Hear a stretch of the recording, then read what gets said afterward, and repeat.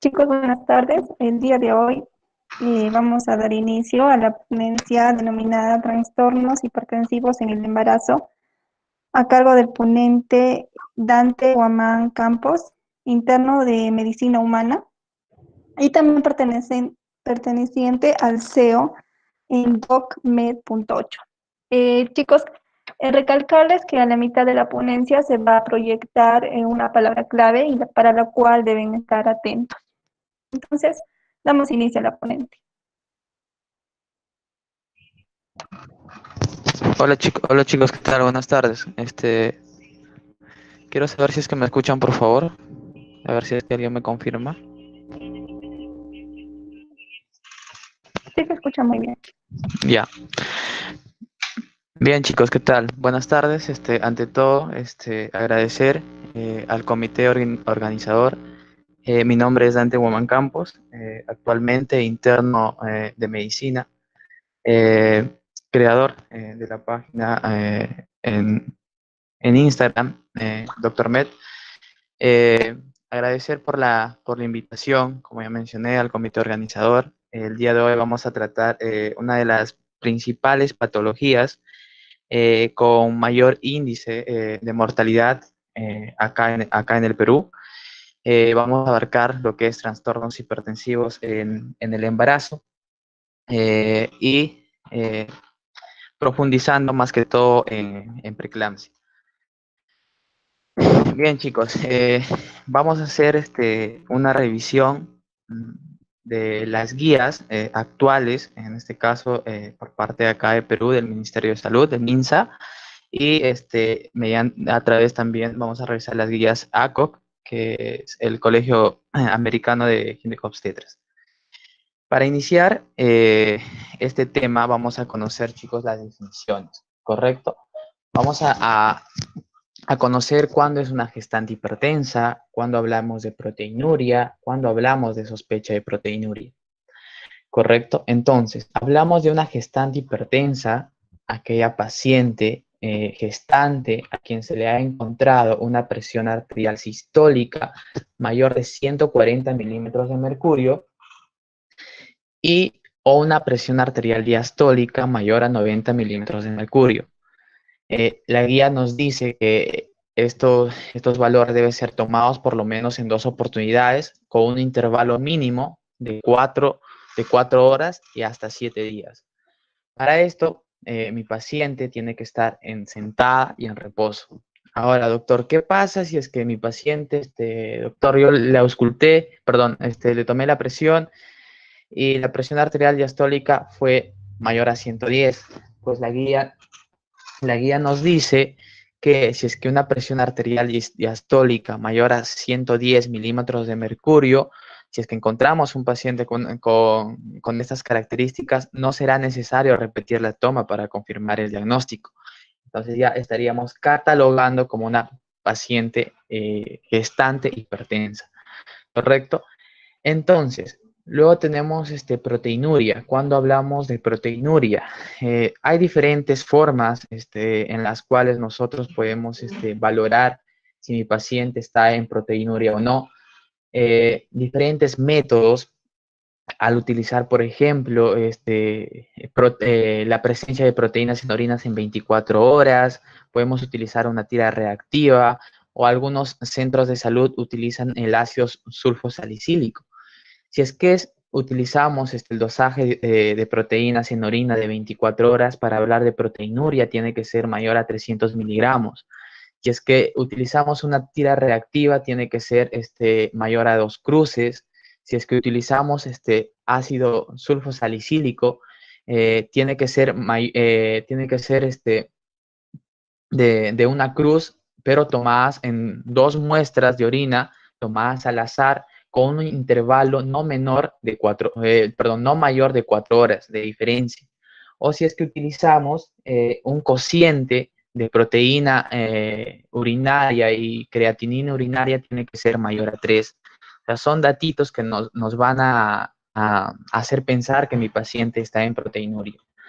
Y ahora, doctor, ¿puedo sospechar de una sospecha de proteinuria? Claro que sí. Cuando hay presencia de proteínas de una cruz, al usar ¿qué? Al usar tiras reactivas o a través del ácido sulfosalicílico en orinas tomadas al azar. Entonces, ¿la guía qué te dice? La guía te dice, si es que tú encontraste, tomaste una orina al azar y utilizaste tu tira reactiva y te salió proteínas, una cruz, estás sospechando de que tu paciente está en proteinuria, vas a repetir a las 4 horas y también puedes hacer el dosaje de proteinuria de 24 horas, ¿correcto?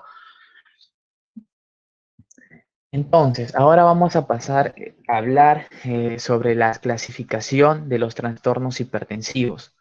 Cuando hablamos, chicos, de una hipertensión gestacional, ¿qué entendemos por hipertensión gestacional? Hipertensión gestacional vendría a ser la elevación de la presión arterial en ausencia de proteinuria, ¿correcto? Grábese ese dato, en ausencia de proteinuria, ¿correcto? Hipertensión arterial en ausencia de proteinuria. ¿En quién? En una gestante después de las 20 semanas o diagnosticada por primera vez en el puerperio, ¿correcto? Ahora, ¿qué pasa, doctor, si es que la presión arterial vuelve a la normalidad antes de las 12 semanas del posparto? O sea, ya, por ejemplo, diagnostiqué hipertensión gestacional a la semana 22, el paciente se produjo el parto y antes de las 12 semanas, la presión vuelve a la normalidad, estaríamos hablando de una hipertensión transitoria. Pero ¿qué pasa si persiste después de las 12 semanas? Se va a catalogar como una hipertensión crónica, ¿correcto? Y luego vamos a hablar de preeclampsia, que se centra más que todo la presentación y la ponencia de hoy día. ¿Qué entendemos por preeclampsia? Preeclampsia entendemos por preeclampsia el trastorno de la gestación que se presenta después de las 20 semanas, caracterizado por qué? Por la aparición de la hipertensión arterial asociado ahora ¿qué? A proteinuria. ¿Correcto? Entonces, cuando yo hablo de preeclampsia, cuando tenga hipertensión arterial en mi paciente gestante después de las 20 semanas, más proteinuria, estaríamos hablando de preeclampsia. Ahora, actualmente las guías lo catalogan como preeclampsia sin criterios de severidad y preeclampsia con criterios de severidad. Quizás, si es que han revisado sus libros, si es que van a revisar sus libros, aún le consideren como preeclampsia leve y preeclampsia severa, pero según las guías ya han cambiado, le catalogan así. Cuando hablamos de preeclampsia sin criterios de severidad, hablamos de preeclampsia sin criterios de severidad cuando tengo mi gestante hipertensa, que presenta una presión arterial sistólica menos de 160 y una diastólica menos de 110 con proteinuria. Ya puede ser de diferentes métodos, como ya hemos ido hablando, la toma. Puede ser utilizando ácido sulfosalicílico de una cruz o de 2 cruces utilizando tira reactiva o proteinuria cuantitativa mayor a 300 miligramos, que ese es el dosaje a las 24 horas. ¿Correcto? Esa es preeclampsia sin criterios de severidad. Cuando hablamos de una preeclampsia con criterios de severidad, aquella preeclampsia que se asocia, chicos, a presión arterial sistólica mayor a 160. Mi paciente está con una presión arterial sistólica mayor a 160. Mi paciente está con una presión arterial diastólica mayor a 110. Pero puede haber o nos dice la guía, con evidencia de daño de órgano blanco, ¿correcto? Ahora, doctor, ¿es necesario de que exista o no la proteinuria? En este caso, si es que ya estoy con una evidencia de daño de órgano blanco, la guía nos dice que puede o con o sin proteinuria, que puede tener o no tener proteinuria. ¿Y a qué hace referencia daño de órgano blanco? Daño de órgano blanco podemos tener daño a nivel del sistema nervioso central, a nivel hepático, a nivel renal. Y para eso están los criterios de severidad. ¿Cuáles son los criterios de severidad? Ahí lo tenemos en pantalla, chicos. Trombocitopenia, cuando las plaquetas son menores de 100.000, pacientes con alteración renal, la creatinina es mayor a 1.1 o puede duplicar su basal, daño hepático, están elevadas las transaminasas quizás, edema agudo de pulmón y disfunción del sistema nervioso central. ¿Correcto? Entonces, en esta presentación, en esta diapositiva, vamos a aprender a diferenciar qué preeclampsia sin criterio de severidad y preeclampsia con criterio de severidad. ¿Cuándo es preeclampsia sin criterio de severidad? Cuando mi presión arterial sistólica es menor a 160, la diastólica menor a 110 y la presencia de proteinuria. Cuando hablamos con preeclampsia con criterio de severidad, cuando la presión arterial sistólica es mayor a 160, la diastólica mayor a 110 y hay evidencia de daño de órgano blanco. Ahora, ¿puede o no existir proteinuria en preeclampsia con criterio de severidad? Y los criterios de severidad, como lo pueden ver, están ahí en pantalla. ¿Correcto? Continuamos. Cuando hablamos de hipertensión crónica, ya en diapositiva anteriores ya estábamos mencionando un poquito de este tema. Hipertensión crónica es cuando la presencia de hipertensión arterial es diagnosticada antes del embarazo, o sea, era una paciente que era hipertensa, se embarazó, entonces quiere decir que ya coexistió la hipertensión arterial, ¿no? O antes de la semana 20 de gestación. O no se controló, o sea, no se normalizó la presión arterial pasada las 12 semanas del parto. ¿Correcto? Esto significa que estamos frente a una hipertensión crónica. Ahora, cuando hablamos de una hipertensión crónica con preeclampsia sobreagregada, cuando tengo mi paciente con hipertensión crónica que luego de las 20 semanas de gestación de repente presenta proteinuria, de repente presenta una elevación de 15 milímetros de mercurio de la presión diastólica o se elevó 30 milímetros de mercurio de la presión sistólica, ya con relación a los valores basales que yo he estado monitorizando, o quizás hay compromiso de órgano blanco, ya que vendría a ser producido por la preeclampsia. Entonces estaríamos ahí frente a una hipertensión crónica con preeclampsia sobreagregada, ¿correcto? ¿Por qué es importante conocer los trastornos hipertensivos, chicos, en el embarazo? Porque sí, este gráfico, este cuadrito nos muestra y nos dice que en América Latina y el Caribe causan el 25.7% de las muertes maternas. Y acá en el Perú su incidencia oscila del 4 al 11%, y de las cuales la preeclampsia está entre el 5 al 7% de todos los embarazos. Como podemos ver en esta imagen, pues nos muestra la muerte materna según la causa de fallecimiento, que es la fuente del Centro Epidemiológico de Prevención y Control de Enfermedades, del MINSA, hasta el año 2019, donde nos muestra que las causas directas de muerte fueron en un 58.7%, de las cuales las hemorragias, que son las que van en primer lugar, que ocupan un 28.3%, y los trastornos hipertensivos, que son un 15.2%. ¿Correcto? Entonces es importante conocer los trastornos hipertensivos, es importante saber el manejo de una preeclampsia. Ahora, conozcamos, chicos, los factores de riesgo. ¿Por qué es importante conocer los factores de riesgo? Porque quizás son datos que nos puedan orientar a un diagnóstico, datos que nos puedan sugerir que estamos frente a un trastorno hipertensivo o orientarnos de alguna manera a prevenir que mi paciente desarrolle cualquier tipo de trastorno hipertensivo, ¿correcto? Entonces, tenemos según la guía MINSA y según la ACOG, factores de riesgo moderado y factores de alto riesgo. En cuanto a los factores de riesgo moderado, tenemos el primer embarazo, pacientes que se embarazan adolescentes menores de 18 años, o aquellas mayores de 40 años, el periodo intergenésico largo, por ejemplo, no sé, tengo a mi paciente que su primer bebé, su primer hijo lo tuvo a los 28 años y se embarazó luego a los 38 años, entonces ya el periodo intergenésico es 10 años, ¿no es cierto? Y es periodo intergenésico largo.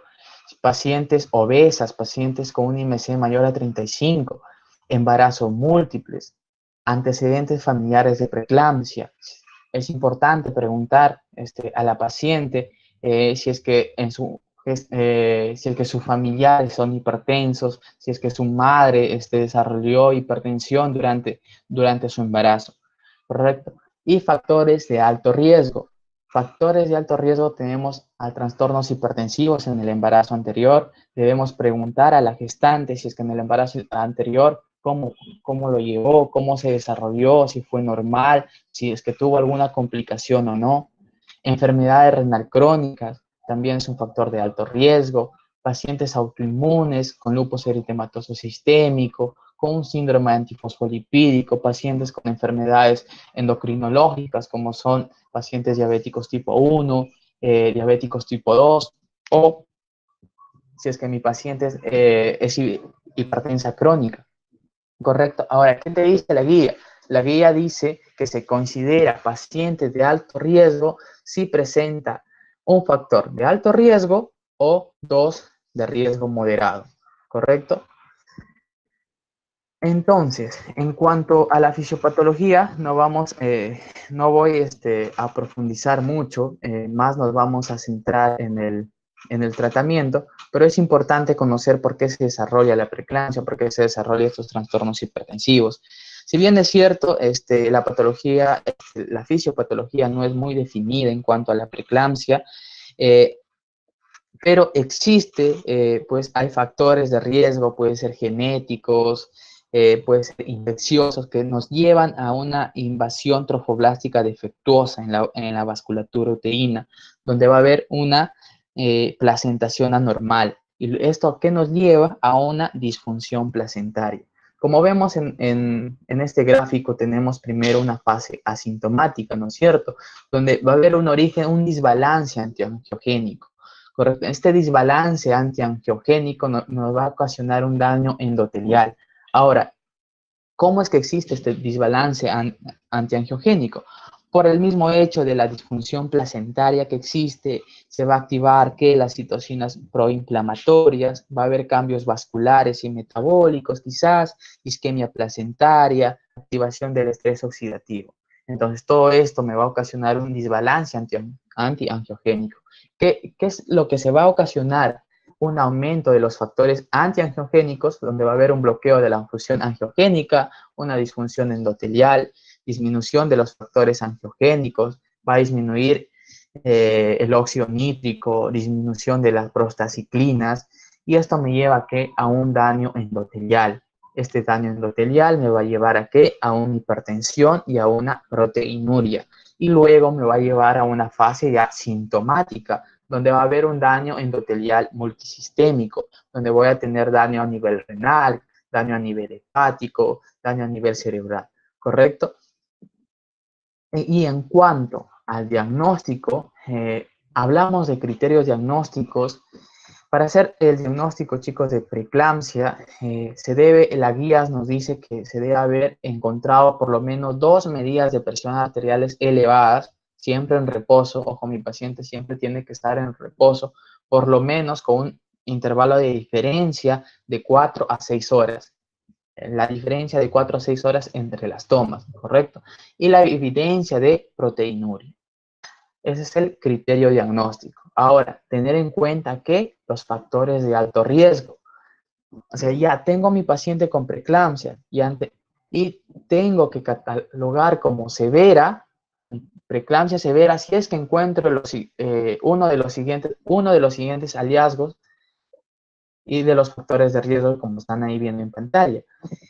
¿Como cuáles? Presión arterial sistólica mayor a 160 o la diastólica mayor a 110, una proteinuria mayor a a 2 gramos en orina de 24 horas, compromiso neurológico, quizá mi paciente presente cefalea persistente, alteraciones visuales, lo que me lleva a pensar que mi paciente ya está en una irritación cortical, el recuento de plaquetas es menor de 100.000, o hay evidencia de anemia hemolítica microangiopática, elevación de enzimas hepáticas, cuando se eleva el TGO, el TGP mayor a 70 unidades internacionales por mililitro, elevación de la función renal, cuando la creatinina sérica es mayor a 1.2 miligramos por decilitro, si es que basta con un solo parámetro, si es que encuentro uno de estos parámetros alterados en mi paciente, lo debo catalogar, dice la guía, como severa, ¿correcto? Entonces, nosotros tenemos, para el diagnóstico, también tenemos signos de alarma. Los signos de alarma, lo que nos dice la guía, es si es que encontramos elevación de la presión sistólica mayor a 30 milímetros de mercurio o la presión arterial diastólica mayor a 15 milímetros de mercurio con respecto a las presiones basales encontradas pues, en los controles prenatales que nosotros hacemos a las gestantes. Si es que encontramos edema en miembros inferiores o edema generalizado de repente, cefalea, náuseas, vómitos, escotomas, alteraciones visuales, acúfenos o epigastralgias son signos de alarma que nos orientan a pensar que mi paciente está desarrollando una preeclampsia. En cuanto a las complicaciones, tener en cuenta las complicaciones más frecuentes de una preeclampsia son la eclampsia y el síndrome de HELLP, ¿correcto? Síndrome de HELLP son los más frecuentes, pero aparte de estos, hay otros, como podemos ver en pantalla, que son el desprendimiento prematuro de la placenta, va a haber un retraso de crecimiento intrauterino, un óbito fetal, complicaciones renales, una insuficiencia renal, una coagulopatía intravascular diseminada, y lo más temido, la mortalidad materna. Y con respecto a las definiciones de eclampsia,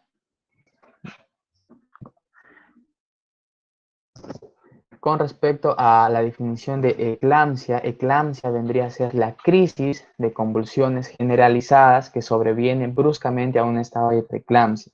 ¿Qué quiere decir? Que si es que a mi paciente le diagnostiqué preeclampsia y inmediatamente o horas después convulsionó, ya estaríamos frente a una eclampsia. ¿Correcto? Estaríamos frente a una eclampsia. ¿Y qué es síndrome de HELLP? Son eclampsia y síndrome de HELLP, que son una de las complicaciones más frecuentes. Síndrome de HELLP vendría a ser si es que presenta a mi paciente que anemia hemolítica microangiopática. ¿Cómo está definida la anemia hemolítica microangiopática? Definida a través de frotis sanguíneo si es que encuentro ¿qué? Esquistocitos. O si es que encuentro la bilirrubina mayor a 1.2 a predominio indirecto, ¿correcto? O aumento del TGO mayor a 70 o lactato deshidrogenasa mayor a 600 unidades internacionales. Y la plaquetopenia, ¿no? Que son las plaquetas menores de 100.000. Entonces ya tenemos la definición de eclampsia y síndrome de HELLP. Estoy viendo, me están pidiendo que vuelva a repetir sobre explicación de hipertensión sobreagregada. ¿Les parece si todas las preguntas las dejamos para el final? Si es que nos alcanza el tiempo, las respondemos, o si es que no, el comité se va a encargar de agrupar todas las preguntas y lo podemos responder a través de la página. Y si es que desean también la presentación, me pueden, no sé, tomar captura de pantalla a la ponencia, me etiquetan en Instagram y les estoy enviando las diapositivas de la presentación. Correcto, continuamos, chicos. En cuanto a los exámenes auxiliares que vamos a solicitar, pues necesitamos saber cómo va mi paciente, ¿no? Entonces, para eso tenemos que pedir una batería. Normalmente en los hospitales lo conocemos como batería para preeclampsia, ¿correcto? Entonces, ¿qué vamos a pedir? en este caso, vamos a pedir hemograma, perfil de coagulación para ver las plaquetas, cómo están los tiempos, tiempo de protrombina, el tiempo parcial de tromboplastina, el examen de orina que puede ser con tira reactiva o el examen de orina de 24 horas para detectar la detección cuantitativa de proteínas, para ver la función hepática que vamos a pedir, las transaminasas, las bilirrubinas, y para ver la función renal, vamos a pedir creatinina y ácido úrico, ¿no? Entonces, todos estos exámenes de laboratorio que ven acá en pantalla es importante para catalogar a mi paciente, para ver si es que mi paciente está presente o no criterios de severidad, ¿correcto? Entonces, ¿cómo voy a hacer la evaluación? La evaluación lo voy a hacer a través de mi historia clínica, mi anamnesis, que tiene que ser bien detallada, preguntar los antecedentes obstétricos, los antecedentes familiares, los antecedentes en los embarazos previos, si es que ha habido o no alguna complicación. En el examen físico, lo que voy a realizar es un examen obstétrico para ver si es que, por ejemplo, está ganando peso, ¿no? El feto, si hay presencia de edema, si hay presencia de reflejos osteotendinosos, ¿correcto? Entonces, para esto yo voy a hacer una evaluación materna y a su vez voy a hacer una evaluación fetal. En la evaluación materna le voy a pedir todos los exámenes que hemos ya visto anteriormente y voy a ver cómo está su hemoglobina, cómo está saturando a mi paciente y los otros exámenes que ya hemos ido revisando. En cuanto a la evolución fetal, le voy a pedir una evolución ecográfica integral. En evaluación ecográfica integral, ¿qué incluye? Biometría fetal, perfil biofísico y una ecografía Doppler para valorar el estado fetal, ¿correcto? Entonces, una vez definido, conocido las definiciones y los factores de riesgo, ¿cómo es que trato a mi paciente? Primero tenemos las medidas generales y preventivas. Las guías, MINSA, como la ACO, que nos sugiere buscar a manera de screening los factores de riesgo de la preeclampsia desde la primera consulta, como ya hemos estado mencionando. Siempre es importante preguntar los factores de riesgo. Y la paciente nos va a decir, la paciente nos va a colaborar, nos va a decir, ¿sabe qué, doctor? Sí, mi mamá es hipertensa, en mi embarazo anterior sufrí preeclampsia, en mi gestación anterior tuve hipertensión gestacional, los propios pacientes te lo dicen, ¿correcto? Además, un estudio Doppler de las arterias uterinas a toda paciente que haya encontrado con factor de riesgo, que presente factores de riesgo, voy a hacer un estudio Doppler de las arterias uterinas entre las semanas 14, 11 y 14 y las semanas 22 y 24, ¿correcto? Y para prevenir la preeclampsia se recomienda la administración, ojo acá, se recomienda la administración de ácido acetil salicílico a una dosis de 75 a 100 miligramos por día. ¿Hasta cuándo puedo yo utilizar o recomendar el ácido acetil salicílico? Algunas guías y algunos artículos mencionan que hasta las 34 semanas. ¿Por qué? Porque a partir de pasadas las 34 semanas ya, ya hay maduración pulmonar. Y yo, si es que mi paciente presenta una preeclampsia severa, un preeclampsia con criterio de severidad, puedo terminar la gestación. O si es que es menos de 34 semanas, lo que hago es la maduración pulmonar y termino la gestación, ¿correcto?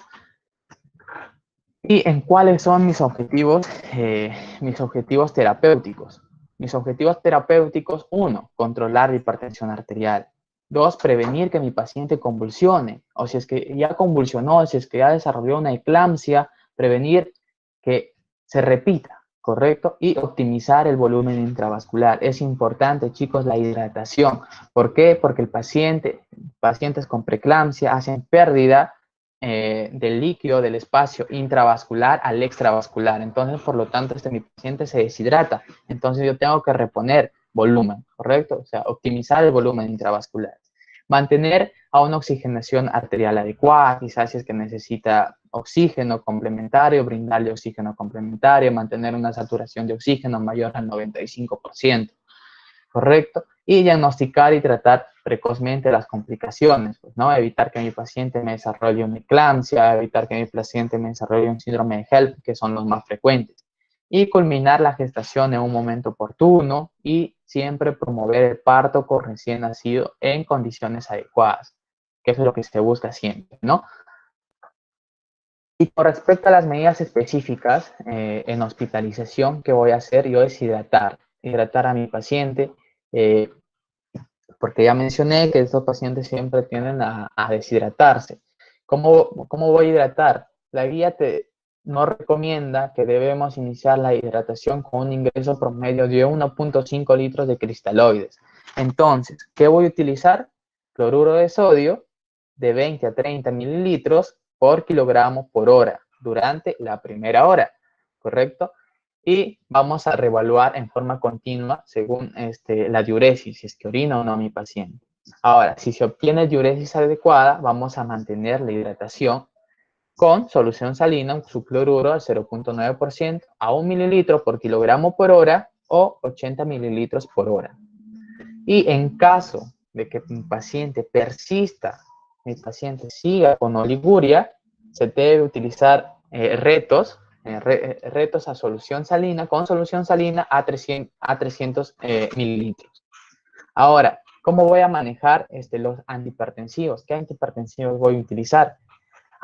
Primero vamos a hablar de una emergencia hipertensiva. ¿Cuándo es una emergencia hipertensiva? Cuando la presión arterial sistólica es mayor a 160 y la presión arterial diastólica es mayor a 110 milímetros de mercurio respectivamente.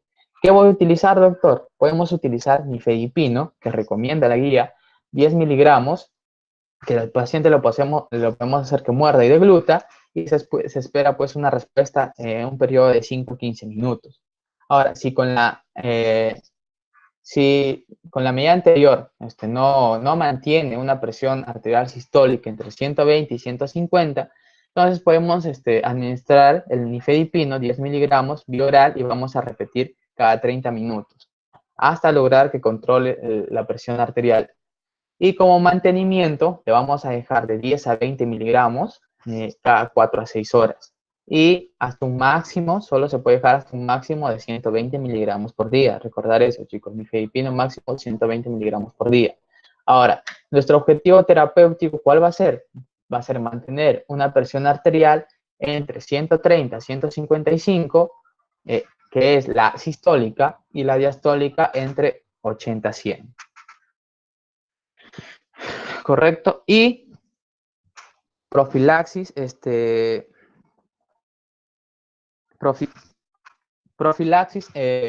profilaxis de las convulsiones. ¿Qué voy a utilizar? Voy a utilizar, chicos, sulfato de magnesio.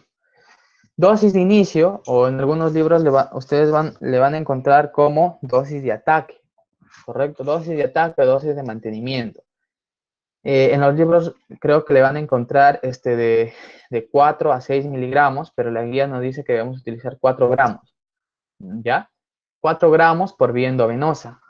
¿Cómo aplico 4 gramos por vía endovenosa? Pues simplemente cojo 10 ampollas al 20% diluidas en 900 cc de cloruro de sodio, pasar 200 cc en un lapso de 15 minutos en volutrol, ¿ya? Y se ve confuso, ¿no? 10 ampollas al 20% diluidas en 900 cc, pero es fácil, chicos. Si sabemos que una ampolla tiene 10 mililitros y cada ampolla tiene 2 gramos de sulfato de magnesio, ¿correcto? Entonces nosotros vamos a diluir en 10 ampollas, ¿cuántos mililitros habrá? 100, ¿correcto? 100 más los 900 ya tengo 1000 mililitros, o sea, ya tengo 1 litro de mi preparación. Entonces, en 10 ampollas, si digo que en una ampolla hay 2 gramos de sulfato de magnesio, en 2 ampollas, ¿cuántos gramos de sulfato de magnesio va a haber? Va a haber 20 gramos, ¿correcto? Entonces, si yo quiero pasar 4 gramos por vía endovenosa, simplemente aplico mi regla de 3 simple, que es en 1000 mililitros, que de mi preparación hay 20 gramos, ¿cuántos? 4 gramos, ¿cuántos mililitros debo pasar? Entonces te va a salir 200 cc. ¿Correcto? Esos 200 cc lo puedo utilizar, lo puedo pasar en 15 minutos en Volutrol. Claudia nos dice que si es que puedo utilizar solución Ringer. Sí, también se puede utilizar. Dependiendo de las necesidades y dependiendo la complejidad que tenga tu hospital. Si es que en tu hospital hay cloruro, lo hidratas con cloruro. ¿Correcto? Y ahora, la dosis de mantenimiento de sulfato de magnesio, ¿cuánto es? Es de 1 a 2 gramos por hora, la cual se consigue infundiendo nuestra preparación a 50 mililitros por hora. Le voy a pasar en una bomba de infusión. Si es que en mi hospital tengo bomba de infusión, pues lo paso en bomba de infusión. O si es que no cuento con bomba de infusión, simplemente le paso a 50 microgotas por minuto usando mi Volutrol. Ahora, las guías, ¿qué nos dice? Si mi paciente presenta un IMC mayor a 30, la dosis de ataque va a ser 6 gramos, ¿correcto? Y la dosis de mantenimiento es 2 gramos, con monitoreo estricto, chicos, de los efectos secundarios, ¿correcto? Siempre vamos a monitorizar los efectos secundarios. ¿Y qué efectos secundarios, doctor? De acá, que es que mi paciente, por ejemplo, presenta pérdida de reflejos osteotendinosos profundos, mi paciente presenta depresión de paro respiratorio o un paro cardíaco, o lo que nos hacen a nosotros los internos siempre valorar a una paciente que le hayan administrado sulfato de magnesio, cómo está la orina. Si es que hay oliguria, si es menor a 30 cc por hora, estamos frente a una intoxicación por sulfato de magnesio. Entonces, ¿qué le voy a administrar durante una intoxicación por sulfato de magnesio? Gluconato de calcio al 10%. ¿Cuánto le voy a administrar? 10 mililitros. 10 mililitros lo voy a diluir en 40 cc de cloruro de sodio y lo voy a pasar por vía endovenosa. ¿En cuánto tiempo? Lo voy a transfundir en un lapso de 5 minutos. ¿Correcto? Eso nunca se olviden. Utilizar gluconato de calcio en caso mi paciente presente oliguria, depresión, paro respiratorio, pérdida de reflejos osteotendinosos, pues estamos frente a una intoxicación, ¿no? Utilizar gluconato de calcio. Ahora, vamos a hablar de las drogas antihipertensivas de elección. Las guías nos hacen referencia a 3, las principales, el nifedipino, el metildopa y el labetalol. Correcto. El nifedipino, la vida media es de 1.8 horas. Recordar que su eliminación es vía hepática. Correcto. La dosificación es de 10 miligramos cada 6 a 8 horas o 30 miligramos por día. Se administra sublingual si es que la presión arterial es mayor de 160 sobre 110. Y recordar los efectos secundarios, que puede ser hipotensión ortostática, cefalea, rubor y taquicardia. Y recordar que no deteriora la perfusión uteroplacental. El metildopa, en varios estudios, es la droga hipertensiva más estudiada en gestantes porque tiene un amplio rango, que es de 200, puede utilizar hasta 250 miligramos cada 12 horas, hasta 500 miligramos cada 6 horas. Y efectos adversos que en las gestantes puede ocasionar somnolencia, pero no hay repercusión fetal. Es la droga de elección, pues en manejo de pacientes con una hipertensión crónica. En cuanto al labetalol, el labetalol su vida media es de 4 a 6 horas, el metabolismo siempre es hepático. Los efectos secundarios que tiene este medicamento es la bradicardia y nos puede llevar a una hipotensión ortostática. Y en el feto, tener cuidado porque puede ocasionar depresión respiratoria. Y con respecto al manejo de los antihipertensivos, el objetivo es prevenir el daño hipertensivo en la madre, ¿correcto? Prevenir que me lleve a un ACV, a un desprendimiento prematuro de placenta. Y al mismo tiempo vamos a preservar la perfusión uteroplacentaria adecuada, ¿no? Para una oxigenación fetal óptima. Correcto, y no bajar, nos recomienda la guía, no bajar la presión diastólica a menos de 90 milímetros de mercurio.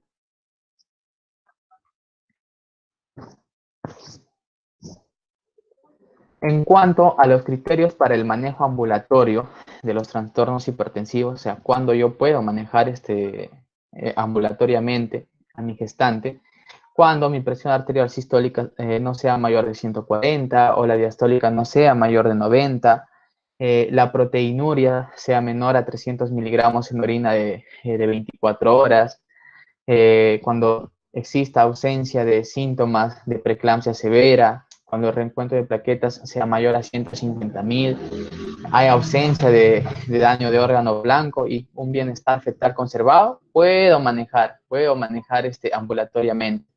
Ahora, la guía MINSA nos recomienda que en todas las pacientes con manejo ambulatorio debe comprobarse que el fácil acceso al sistema de salud, ¿correcto?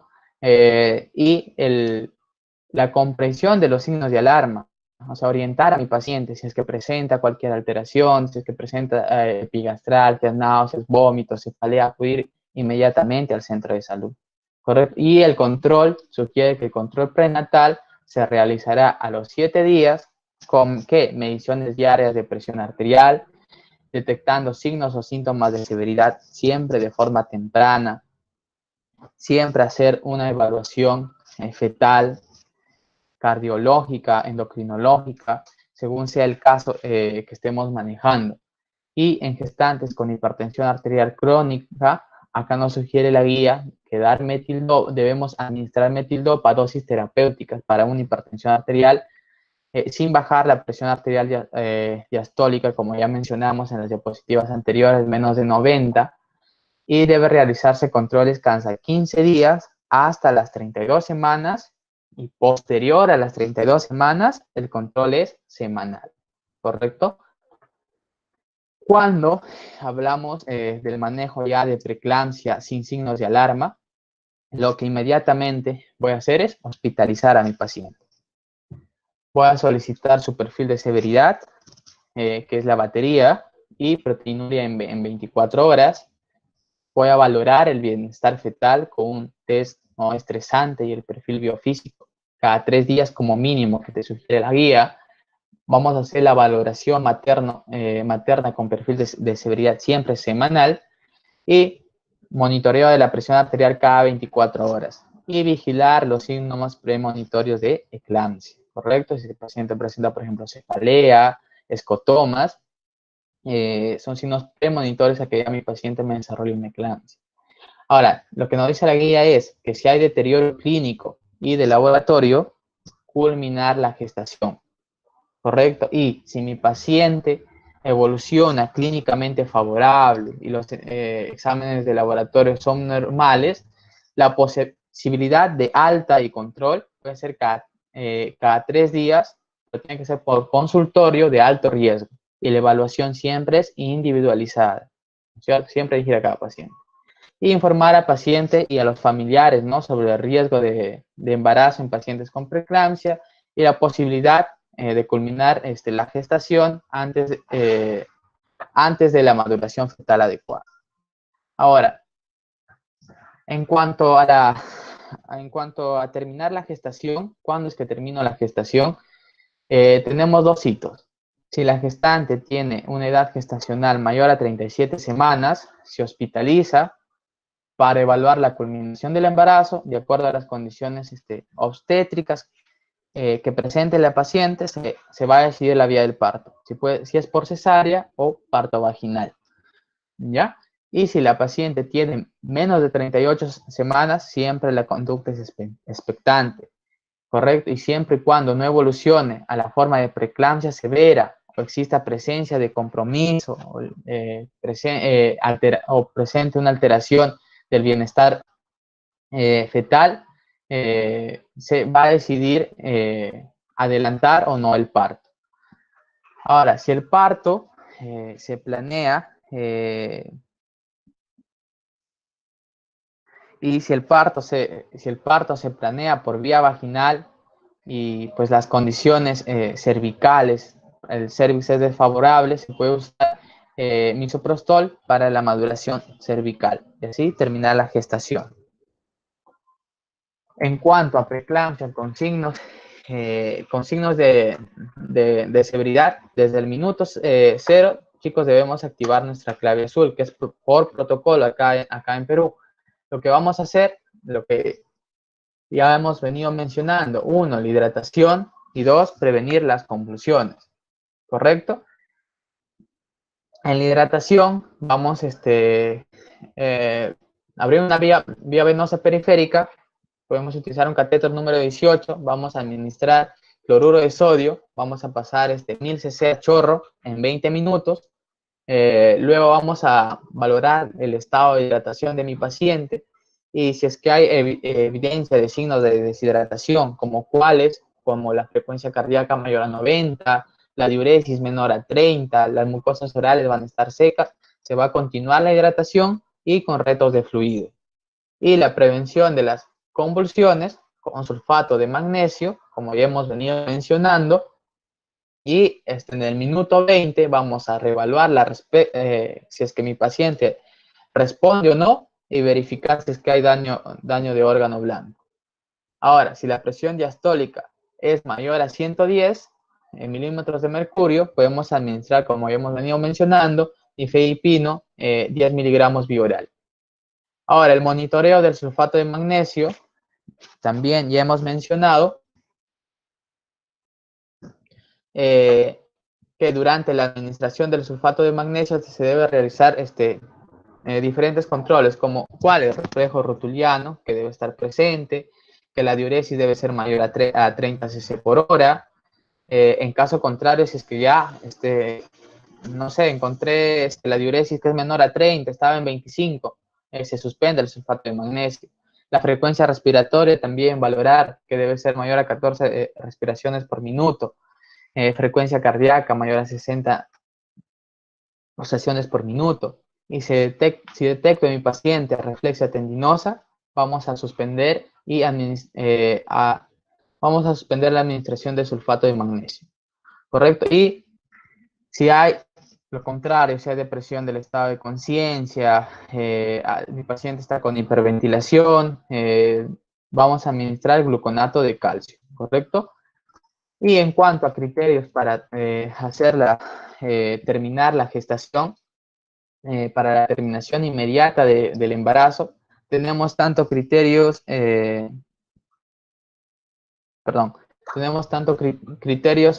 fetales, maternos, y criterios propios del feto, ¿no? Como por ejemplo un RCO severo, el Doppler arterial elevado, alteración del bienestar fetal, si tenemos un ponderado fetal de 6/10, o hay una disminución de la variabilidad, o hay presencia de desaceleraciones en el test no estresante, pues son criterios para terminar inmediatamente el embarazo. Y maternos, como son, si es que mi paciente desarrolla edema pulmonar, eclampsia, coagulopatías intravascular diseminada, labor de parto progresivo, si es que hay ruptura de membranas, son criterios para terminar inmediatamente la gestación. En cuanto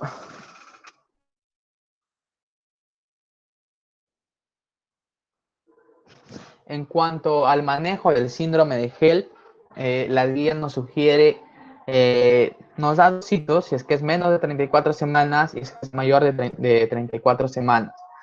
Si es que es menos de 34 semanas y mi paciente ha desarrollado un síndrome de HELLP, podemos administrar corticoides, como cual dexametasona a dosis de 10 miligramos cada 12 horas durante 48 horas, y después vamos a pasar a metilprednisolona a dosis de 40 miligramos cada 12 horas endovenoso hasta que las plaquetas, siempre valorar las plaquetas, sea mayor a 150.000.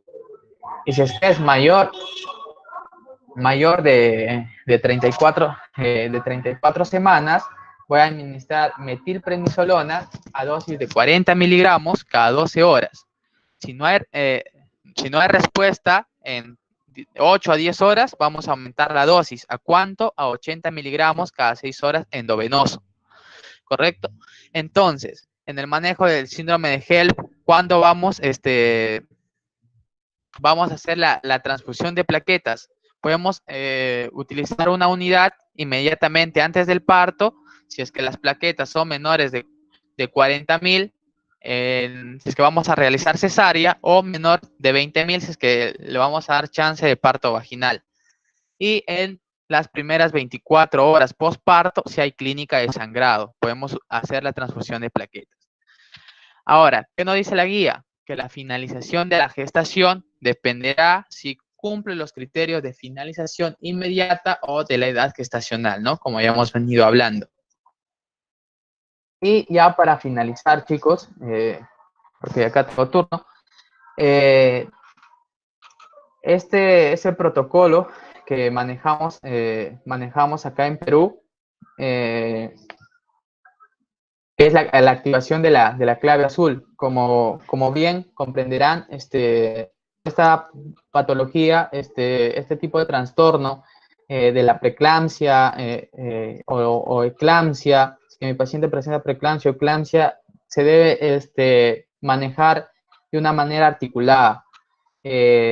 Inmediatamente después de activar la clave azul, el trabajo tiene que ser en conjunto, tanto como el médico, como acá se ve mejor, como el médico, las funciones que debe desempeñar el médico, qué funciones debe desempeñar el técnico de enfermería, la obstetra, qué funciones debe desempeñar, la enfermera, qué funciones debe desempeñar, y por parte del laboratorio. Como digo, esto es una función articulada.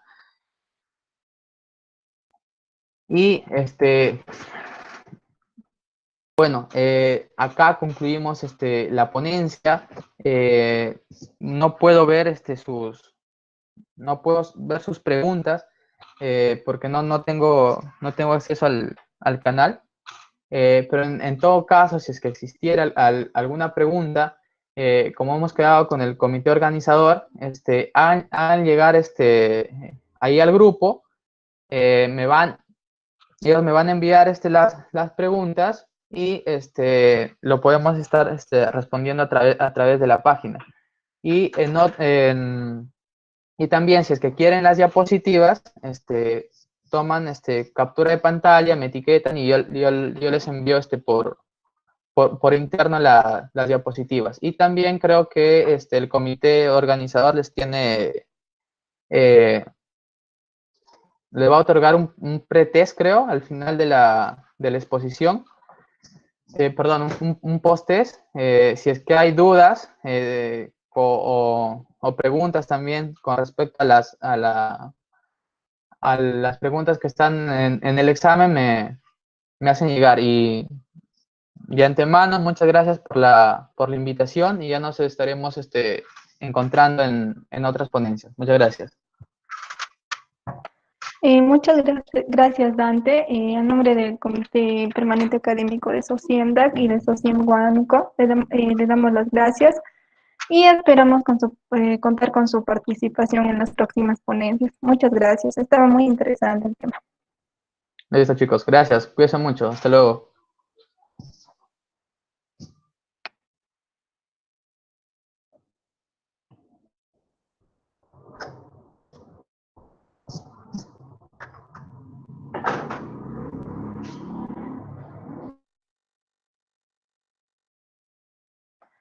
Bien, chicos, en breves momentos se les va a enviar el link del quizzes y también el link de certificación, para lo cual les voy a explicar cómo deben rellenar el link de certificación para obtener el certificado. En unos momentos les voy a indicar.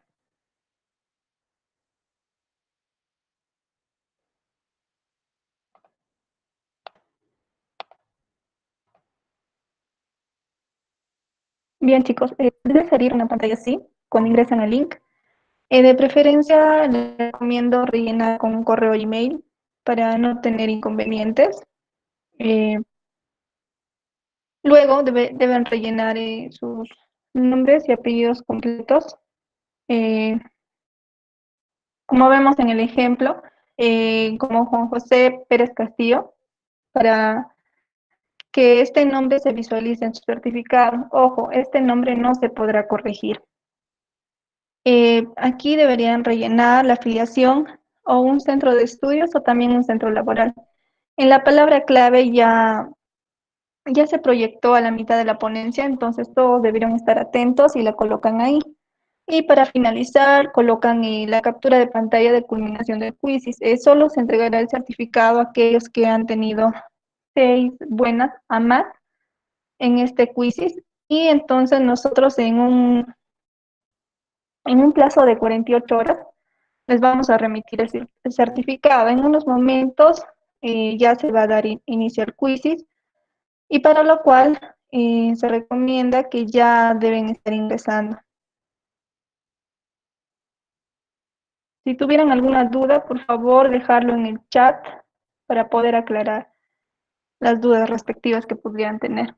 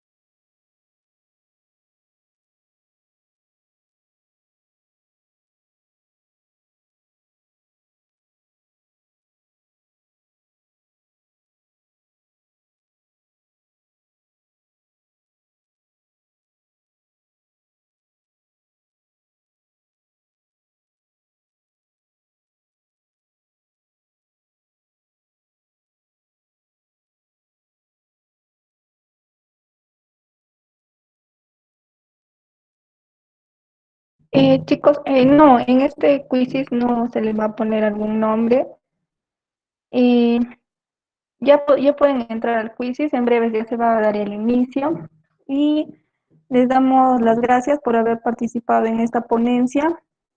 No olviden suscribirse, chicos, y recordarles que el día de mañana vamos a tener la ponencia manejo de sepsis y shock séptico en urgencias pediátricas a las 7 p.m. por el canal Social Huánuco.